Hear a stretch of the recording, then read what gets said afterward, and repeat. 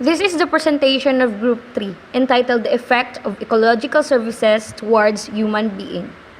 Biodiversity is defined as the variability among living organisms from all sources, including inter alia, terrestrial, marine, and other aquatic ecosystems, and the ecological complexes of which they are part. This includes diversity within species, between species, and of ecosystems. The importance of this definition is that it draws attention to the many dimensions of biodiversity. It explicitly recognizes that every biota can be characterized by its taxonomic, ecological, and genetic diversity, and that the way this dimension of diversity vary over space and time is a key feature of biodiversity. According to the research, the Philippine ecosystem and biodiversity values take into account the ecosystem services that are not usually taken into consideration in the conduct of various development projects, often leading to their habitat destruction. Highlighting the country's rich biodiversity, the DENR, the agency mandated to manage the country's natural wealth, kicked off on Monday a 3-day event dubbed First National Biodiversity Congress at the Crown Plaza in Ortega's Pasig City with the theme Swelling of Lessons, Sustaining Community Benefits in the Conservation of Landscapes and Seascapes at Mayoga 2017.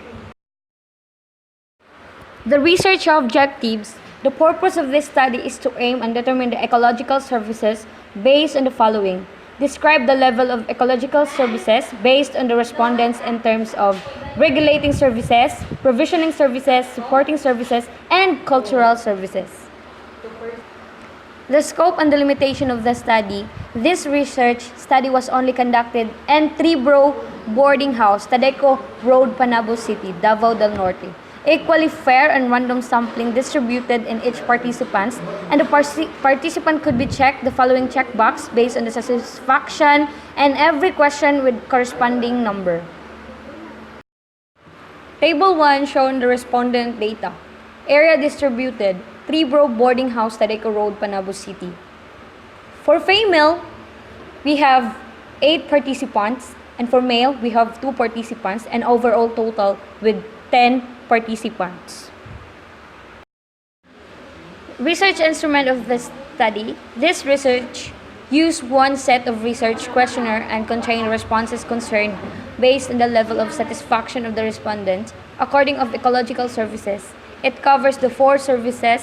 First is regulating services, second is provisioning services, third is supporting services, and last is the cultural services.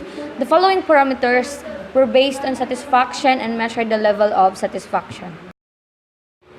The table show scale rating 0 to 0.9, satisfaction rate never. Description. The mean of the satisfaction is clearly seen that the participant's choice between 0 to 0.9, which is never.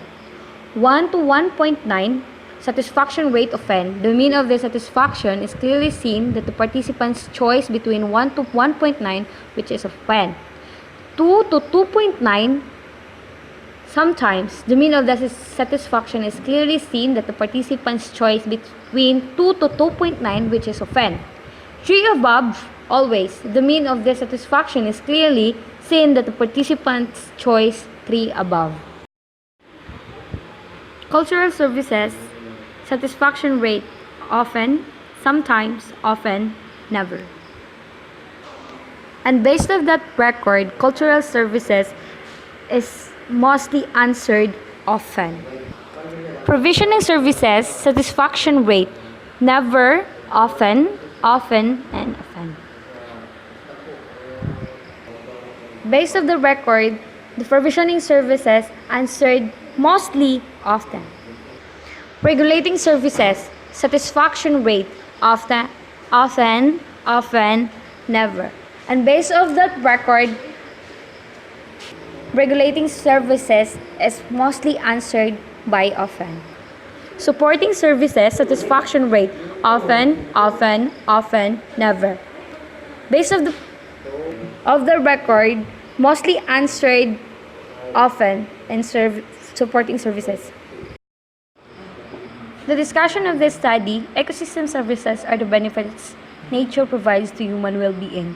The impact industrial development has on the economy and job creation overshadows the coast it will have on surrounding lakes, forests, keystone species, and so on. Assigning a dollar value to these lakes, forests, and the ecosystem services they provide helps adjust the cost-benefit analysis by evaluating the negative effects development will have on the natural environment. Anderson, 2015.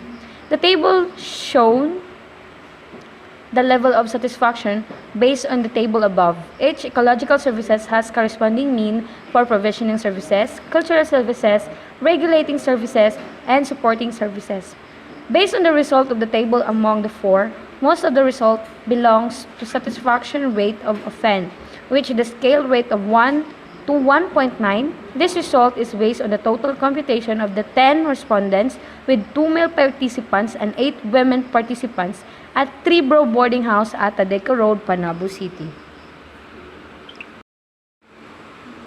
The following recommendations based on the result of satisfaction among the result of the following table and the majority of the result is offend at Tribro Boarding House at Tadeco Road, Panabo City.